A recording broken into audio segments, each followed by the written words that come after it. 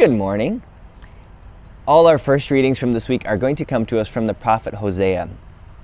And something that's really unique about the prophet Hosea is it's the first time in the Bible where we see the comparison of marriage used as an analogy between God and the people Israel.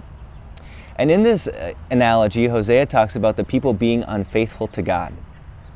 That essentially God has been cheated on with the god of Baal.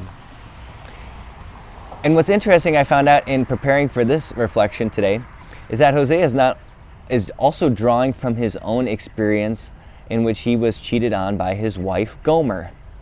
That's right, you heard me correctly. Her name was Gomer.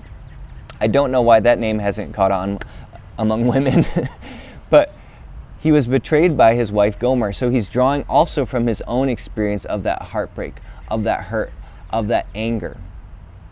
And yet, even in the midst of that, he says, God is saying to us, and he is essentially saying to his wife, return to me with all your heart.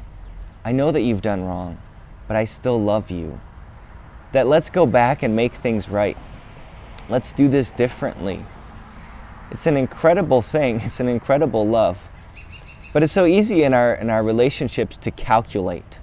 Well, they didn't give me anything for Father's Day, so I'm not going to get them anything for Mother's Day. Or maybe I'm not going to get something for their anniversary, or they were mean to me this morning, so I'm going to be mean to them later on. We do this calculation all the time, and it's pointless. Even if you were one of the millions who tuned into Hamilton this past week, you see that in both of the figures of Hamilton and Burr. They're both calculating how they can get political power, but in very different ways. It's a temptation for us to bring that to our own relationships.